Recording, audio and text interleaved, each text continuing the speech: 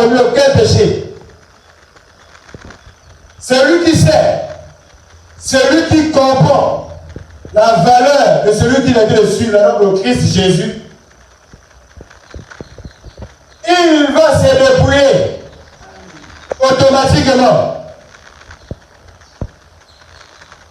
Parce qu'il connaît la nature de Yeshua Mashiach.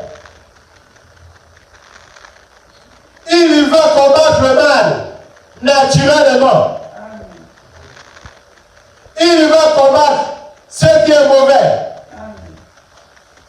Chaque jour, il va porter sa croix. Chaque jour, il va porter le dépouillement en lui. Parce qu'il sait que le Christ est pur. C'est la vie. La vie, c'est ce qui est bon. Ce qui a la vie, c'est agréable. C'est un processus agréable. Quand il y a la maladie, ce n'est plus bon, ce n'est plus agréable, il n'y a plus la vie, c'est maintenant la mort. Amen. Quand il y a une anomalie, ce n'est plus la vie, c'est maintenant la mort. Quand il y a une tache, quand il y a une souillure, ce n'est plus la vie, c'est maintenant la mort. Quand il y a une tache, quand il y a une souillure, ce n'est plus la pureté. Parce que la vie, c'est ce qui est pur, ce qui est agréable, ce qui est propre, ce qui est bon, ce qui est juste, ce qui est honorable, ce qui est glorifiable. Amen. Quand il y a des taches, il n'y en aurait plus la vie en toi. Il faut prendre conscience de celui que tu suis. Ce n'est pas un jeu. Ce n'est pas l'amusement. On cherche la vie. On veut vivre. On veut être à l'aise. On cherche à être bien. Mais suivons les attributs de la vie. Suivons la nature de la vie. Suivons ce qui apporte la vie. Ce qui apporte le bonheur. Il n'y a aucune loi qui condamne ce qui est juste, ce qui est clair, ce qui est propre. Il n'y a aucune loi. Que ça soit dans le monde spirituel, que ça soit dans le monde physique. Il n'y a aucune loi. Même chez le diable, il n'y a pas de loi qui condamne ce qui est pur. Lui, il empêche seulement les gens de vivre la pureté. Amen. Mais il n'y a pas une loi. Il n'y a pas une loi pour condamner la pureté. Il n'y a pas une loi pour condamner la justice, ni dans le monde physique, ni dans le monde des animaux, ni dans le monde des esprits. Il n'y a aucune loi qui condamne. La pureté, c'est la vie.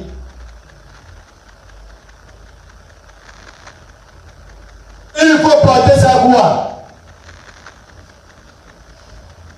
Mais avant de porter sa voix, il faut connaître qui tu suis. Amen. Parce que si tu ne sais pas qui tu suis, tu n'es pas convaincu de lui, il sera difficile de porter ta voix. Amen. Amen. Il sera difficile de te dépouiller. Amen. Il sera difficile de te nettoyer spirituellement. Amen. Il sera difficile de te nettoyer physiquement. Il sera difficile de te nettoyer dans ton esprit, dans ton intelligence. Il sera difficile de te nettoyer dans ton âme, c'est dans ta vie quotidienne. Il sera difficile de te nettoyer dans ta chair. Tu feras ce qui est mauvais toujours. Parce que tu n'auras pas compris la valeur du Christ. Dieu a tant aimé le monde qu'il a envoyé son Fils unique afin que quiconque croit en lui ne périsse point mais ait la vie éternelle. C'est le seul qu'on a envoyé. C'est le seul que Dieu a envoyé. Dieu a confirmé le jour de son baptême. Celui-ci est mon fils bien-aimé, en qui j'ai mis toute mon affection. Suivez-le. Il n'y a pas un autre qu'on a dit comme ça. Il n'y a pas un prophète dans le temps ancien jusqu'au temps présent. Même si les gens prophétisent comme 10 000 personnes par jour. Il n'y a pas une personne qu'on a dit comme ça. Amen.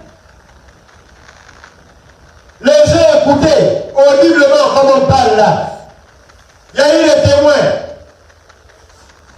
de Dieu qui a parlé que celui-ci c'est mort, celui-ci, celui que vous voyez là. Jésus qui est sorti des eaux, baptême. Il y a beaucoup de raisons à croire, à accepter. Il y a beaucoup de fondements à mettre dans son cœur. Il y a beaucoup de raisons à mettre dans son cœur qui concernent le Christ. Afin d'être convaincu.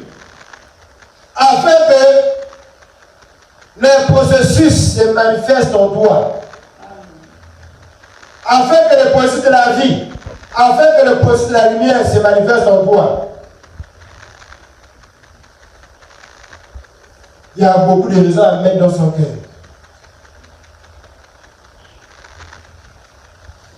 Il faut lire, il faut méditer, il faut découvrir. Peut-être qu'on ne lit pas. Un chrétien qui se dit chrétien, qui ne lit pas la parole de Dieu, ce n'est pas bon, ce n'est pas normal, c'est une grave anomalie. Comment tu vas connaître Dieu? Il faut passer par les expériences des autres, des anciens. Pour que tu ailles vers Dieu, il faut passer par les témoignages des autres. Mais tu ne lis pas les témoignages tu ne lis pas le témoignage qui parle d'Abraham. Tu ne lis pas le témoignage qui parle des fils d'Abraham. C'est-à-dire Isaac, Jacob au fur et à mesure jusqu'à venir au temps de Jésus. Tu ne lis pas, comment tu vas être édifié? Tu vas chercher tes connaissances où? Dans le monde, dans les discours inutiles, sans fondement de la parole de Dieu, sans preuve, des discours qui peuvent tirer de longueur de journée. Tu es concentré, tu n'as pas de connaissances. Et pourtant, tu peux lire aussi pour voir si ce que les gens parlent, c'est vrai ou c'est faux. Amen. Amen. Tu peux lire. Pour éviter qu'on te trompe. Amen. Pour éviter qu'un pasteur, un prophète, un frère, une soeur, un inconnu, qui que ce soit te trompe dans le monde. Amen. Pour éviter qu'un esprit te trompe. Amen. Amen. Il y a des choses dans le monde. Hein? Un esprit veut te parler, mais non, dit que non, tu vois, non, voilà. Et puis tu vas croire que c'est Dieu. Amen. Mais si tu n'as pas la connaissance de la parole de Dieu, tu n'as pas le fondement, comment Dieu parle, ce que Dieu dit, le langage de Dieu, le but du langage de Dieu, quand il parle aux humains, si tu n'as pas cette compréhension-là, Dieu parle souvent aux humains pour reprocher, pour parler de quoi souvent. Si tu n'as pas cette connaissance-là, tu vas croire que tout ce que l'Esprit t'a parlé, c'est forcément Dieu. Amen. Il faut vraiment prendre la valeur, mettre la valeur sur le Christ. Amen. Il n'y a pas un autre Messie. Sinon, tu vas te perdre. Comme d'autres, personne n'imaginait, personne ne prenait personne ne considérait, il voyait les preuves que l'homme là, il est différent de tous les autres. Celui qu'on peut dire le prophète en question, il n'est pas pareil comme tous les autres prophètes. Il y avait des preuves. Mais il n'y a qu'une seule personne qui a réussi à discerner, il a ouvert les yeux. Plus tard même, Jésus a dit que non, sur toi je bâtirai mon église. Amen. Amen. Parce que sa compréhension, sa vision, sa manière de voir était différente. Il avait vraiment analysé. Il était convaincu. Ce n'est pas Jésus qui l'a convaincu. Lui-même, il a analysé. Parce que Jésus a posé la question, mais vous, même les gens, c'est que les gens racontent là, mais vous, même quand vous voyez là, que dites-vous de moi? Comment on peut nous poser la question de nos jours? Amen. Depuis que tu viens à la vie, depuis que tu connais Dieu, est-ce que réellement tu connais qui est le Christ Jésus? Amen. Amen. Est-ce que tu connais réellement Jésus? Est-ce que tu connais réellement Dieu? Est-ce que tu es capable de défendre Dieu? Amen. Amen. Sur la terre physiquement. Les autres qui avaient compris qui était la valeur, ils se sont battus. Amen.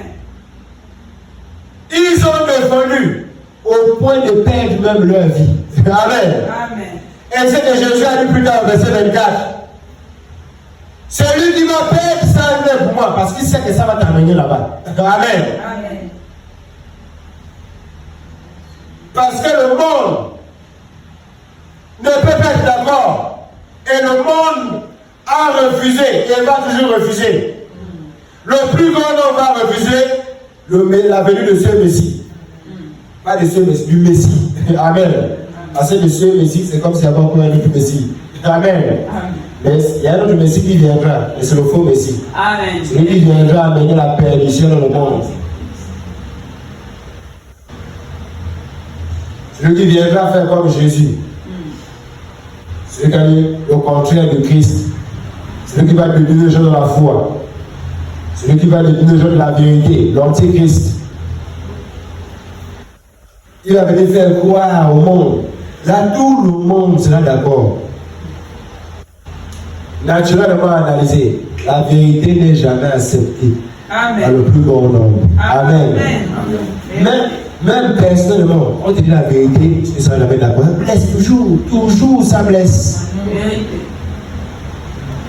Le seul Messie-là qui viendra, l'antichrist en question, quand il viendra, tout le monde sera d'accord avec lui. Amen.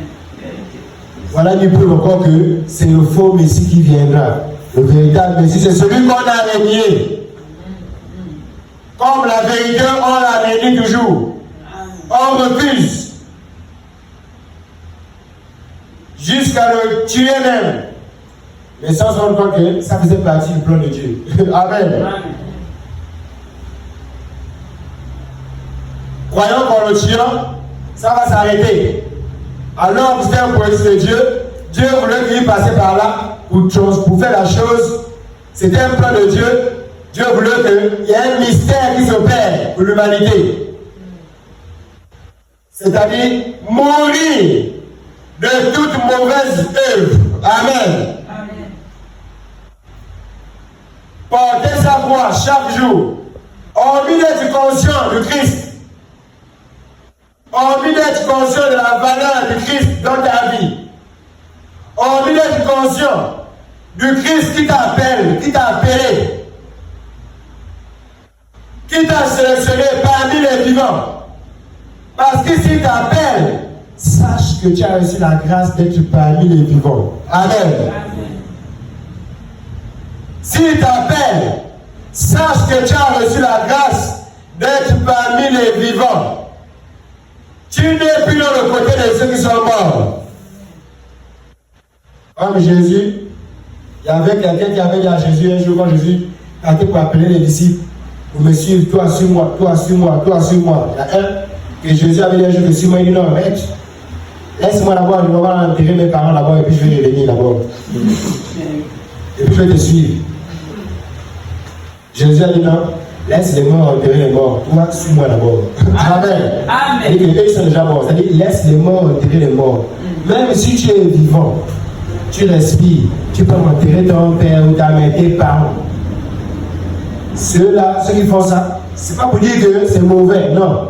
C'est juste pour dire que spirituellement, là, les gens sont morts, au même titre que lui qui sont partis enterrer là. Amen. Plus que l'autre est mort sans connaissance de Dieu. Eux aussi, ils n'ont pas la connaissance de Dieu, ils n'ont pas la vie de Dieu. Mais ils sont morts pareil. Donc laisse les gens du même groupe, alors enterrer les gens de leur groupe. Amen. Amen. Toi qui en a appelé pour la vie, sur la vie. Amen. Amen. Toi considère la vie, allons. Ton père est déjà mort, tu as peut-être des frères et des soeurs, ils peuvent aller l'enterrer. Toi, allons. On ne dit pas pour que tu n'ailles plus enterrer tes parents. Quelqu'un doit toujours enterrer quelqu'un. Amen. Quelqu'un doit toujours enterrer. Mais c'est spirituel d'abord. Amen. Il faut d'abord que tu aies la vie. Tu acceptes le Christ dans toi. Amen. Même si tu peux enterrer ton parent qui est mort, mais dans toi, tu as la vie. Amen. Toi qui as la vie, tu peux enterrer celui qui est mort. Il n'y a pas de problème, c'est ton parent. Vous avez un lien dans le sang physique, avant tu fais le devoir de la chair physique, c'est un devoir. Amen. Amen. Mais spirituellement, vous n'êtes pas liés. Amen. C'est ce qu'il faut comprendre. Alors, prends la valeur, mets la valeur. Et après avoir mis la valeur dans le Christ, porte ta voix. Fais les efforts de changer. Fais les efforts de crucifier ta chair. Amen. Fais les efforts de crucifier ton âme. Fais les efforts de crucifier ton esprit. Parce que la purification, c'est corps, âme, esprit. Amen. Amen. La sainteté, c'est corps, âme et esprit. C'est dans les trois volets. Amen. Tu ne peux pas se mettre pur dans l'esprit et physiquement tu n'es pas pur. Il y a un problème. Amen. Amen. Tu ne peux pas être pur physiquement et spirituellement, tu n'es pas pur. Il y a un problème. C'est ensemble, ça marche ensemble. Dans les trois natures de ton être, c'est-à-dire la nature de l'esprit, la nature de l'âme, la nature de la chair physique, les trois doivent être purifiés. Les trois doivent être glorifiés au même titre. Si tu as donc accepté ton esprit, purifié ton esprit, c'est-à-dire que tu connais la vérité. Amen. Ton esprit n'est plus dans le mensonge. C'est-à-dire que, je vais dire dans le terme, tu n'es plus dans le maboulisme spirituel, c'est-à-dire dans les bêtises du monde, des pratiques qui n'ont rien à y voir. Amen. Ton esprit est éclairé de la vérité, du véritable esprit, c'est que c'est ça la seule vérité. Amen. Amen. Comme ça, à ce niveau-là, ton âme aussi doit suivre. Ta vie quotidienne, tes pensées, ton âme, c'est-à-dire que tes choix, les choses que tu vas faire, la vie quotidienne, l'âme, c'est qu'elle fait les décisions. Elle doit être aussi pure de bonnes décisions que tu dois prendre. Amen. Après, l'enveloppe physique doit aussi passer aussi à son nettoyage. Amen. Tu ne dois pas faire n'importe quoi avec ton corps physique. Tu ne dois pas gaspiller ton corps physique. Tu ne dois pas le suyer pour faire mettre n'importe quoi, faire n'importe quoi de cela. Amen. Donc, c'est dans les trois manières que tu dois purifier. S'il y a une anomalie quelque part, ce n'est plus normal.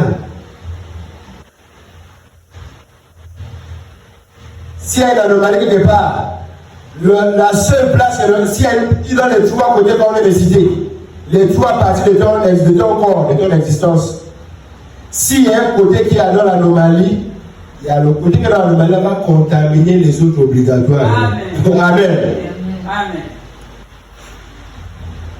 Si c'est spirituel, que tu connais que la seule vérité c'est Dieu, tu es conscient de ça, que la lumière, la vérité c'est la parole de Dieu, c'est qui sont la bouche de Dieu. Il n'y a pas une autre vérité encore ailleurs, dans un fétiche, dans un voix, dans un esprit qui compte, dans un ange. Je parlais invoquer un ange, comme on découvre le monde, des gens qui invoquent les anges même.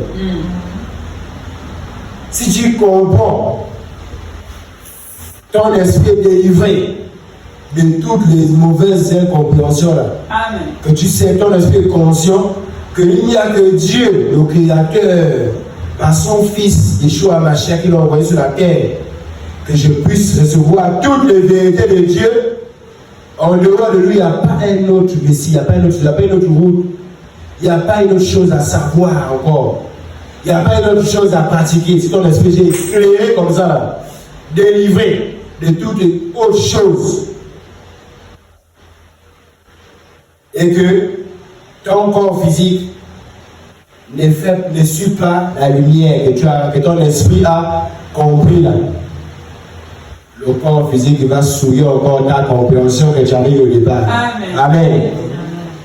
C'est là où on voit souvent dans le monde physique les chrétiens qui avaient la foi, ils croyaient en Dieu, il a accepté. Et puis il a abandonné, il est dans le péché. Oh, moi, je crois mon vin, je crois Dieu a créé le vin. Amen. Il parlait n'importe comment. Il disait n'importe comment. Il condamne les chrétiens. Il condamne les choses de Dieu. Est-ce qu'ils sont obligés de venir à l'église tous les jours? On peut prier à la maison. On peut prier à la maison. Mais tu as vérifié, à la maison ne prie pas. Amen. À la maison ne prie pas. À l'église, c'est le seul endroit où on prie avec efficacité. Pourquoi? Parce que il y a beaucoup d'onction. Amen. Dans l'église. C'est le seul endroit. On prie beaucoup. Il y a quelque chose qui se passe dans toi. Que à la maison, ce n'est pas facile. Amen. Amen. À la maison, c'est la partie de motivation. Donc, quelqu'un qui ne prie plus, qui parle un langage compliqué, comment il va prier diable? C'est impossible, c'est le mensonge. Si donc un côté n'est pas purifié dans les trois parties de ton existence, l'esprit, l'âme et le corps physique, la chair, l'enveloppe, si un côté qui n'est pas purifié, le côté impur va contaminer les autres côtés. Amen. C'est une obligation de purifier les trois, d'être pur les trois côtés, dans ton intelligence, dans l'esprit, dans tes choix et dans tes œuvres. Amen. Dans ton intelligence, ça doit être purifié. Dans tes choix doivent être des choix purs. Amen. Ton intelligence doit être pure. Et tes œuvres, ça c'est l'enveloppe physique, c'est l'enveloppe qui fait les œuvres. Tes œuvres doivent être pures. Alors, tu es en train de te dépouiller, tu as le processus de dépouillement. Tu es en train de porter ta croix. Amen. C'est ça, porter sa croix. Si on n'a pas cette compréhension, tu n'es pas encore dans le processus du mystère de la croix. Amen. Amen. Mais il faut être dans le mystère de la croix. C'est la seule chose la plus importante qui existe. Amen. Le mystère de la croix passe au dépouillement. Amen. Il faut mourir spirituellement de tout ce qui est mauvais. Amen. De toute mauvaise intelligence. De toute intelligence qui ne vient pas de Dieu. Amen. Il faut mourir de ça. Il faut éliminer ça. Il faut mourir de tout mauvais choix.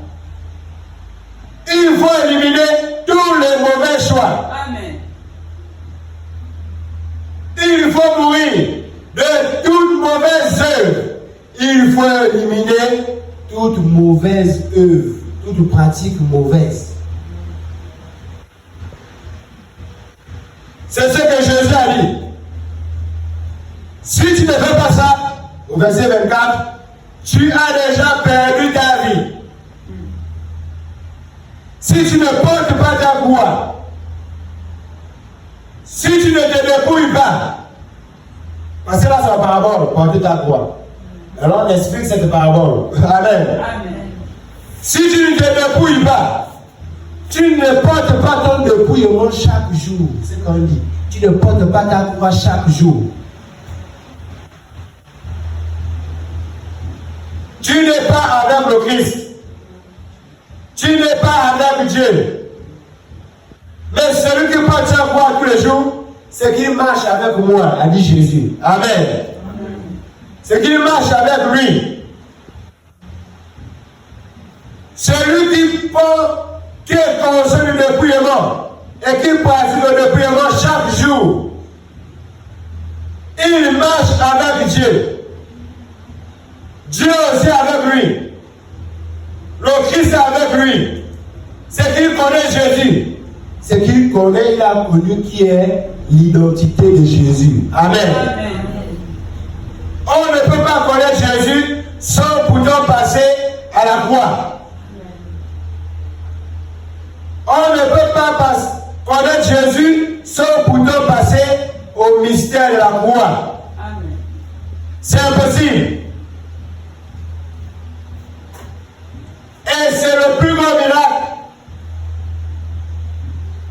Celui qui porte sa croix, il est dans le plus grand miracle qui existe. Amen. Celui qui se dépouille est dans le plus grand miracle, le plus important. L'ultime miracle, c'est celui-là. Amen. Celui qui va réussir à se dépouiller. Amen. Celui-là, le Seigneur va inscrire son nom sur une pierre pour l'éternité. Amen. Amen. Que celui-là est sorti vainqueur. Amen. C'est la parole qui dit, c'est pas moi. Amen. Amen. Celui qui va réussir, ce n'est pas facile. Ce n'est pas un jeu. Il faut te décider de combattre. Combat de prendre ça, quoi, c'est-à-dire que mourir, ce n'est pas un jeu, c'est la chose la plus ultime qui existe dans le monde. Amen. Amen. Tout le monde a peur de mourir. La mort est grave. C'est la chose la plus grave.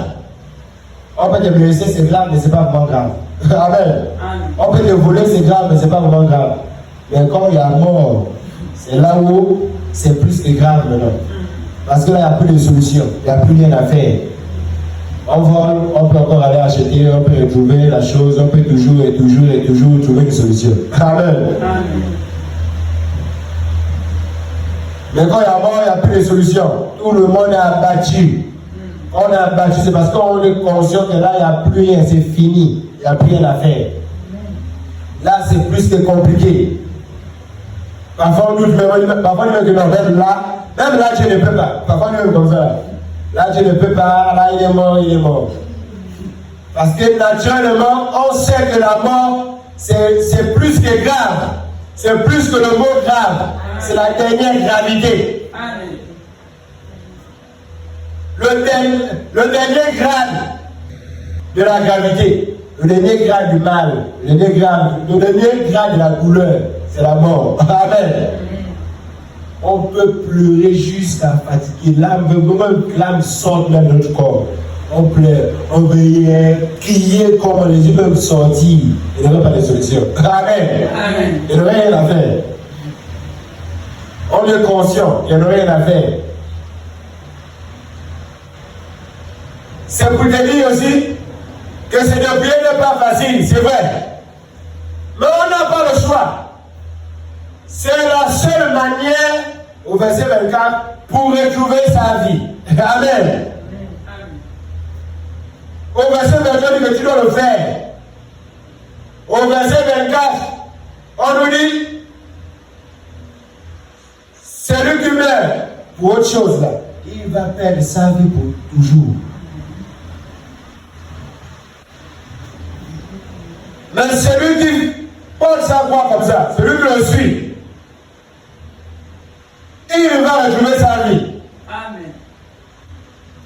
Il a déjà retrouvé sa vie. Parce qu'il est dans l'éternité. Amen. Il est dans le processus de l'éternité. Il est dans le mystère de l'éternité. Il est déjà dans le mouvement de l'éternité. Quand tu es debout, tu montes dans le mouvement de l'éternité.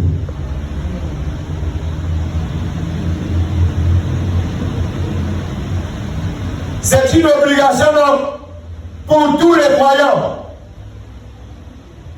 Pour tous ceux qui disent qu'ils veulent suivre Dieu.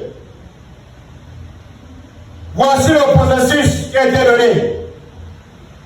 Jésus est le véritable, depuis que vous écoutez au début de la prêche. Il est le seul qui a vécu sans péché.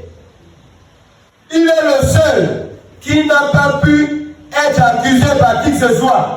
Il n'y en avait aucune preuve. Même le jour qu'on le jugeait physiquement avec Hérode, Hérode dit, mais vous me demandez de tuer cet homme-là. On fouille dans lui là, il n'y a rien. On ne peut pas l'accuser pour être Dieu. Vous me demandez de le tuer là, c'est pour quel motif? Débrouillez-vous, me allez-y tuer vous-même. Faites comme vous décidez. Moi, ce qu'on me dit, c'est pas normal. Je ne vois pas comment il faut tuer l'homme, il n'y a rien qui le condamne. Amen. Non, même pas l'ennemi, il n'y a rien qui le condamne. Le véritable dépouillement, c'est le Christ lui-même. Si tu parlais dans le Christ, tu sais que le Christ se trouve dans le dépouillement. Tu sais que le Christ s'est dépouillé de tout mal. Celui qui découvre qui est le Christ, il est conscient que le Christ c'est le dépouillement de tout mal. Amen. Parce qu'il n'y a aucun mal dans lui, spirituellement ni physiquement. Physiquement, on a fouillé, il n'y avait rien. Amen. Dépouillement parfait. L'exemple parfait à suivre dans le monde, dans l'univers.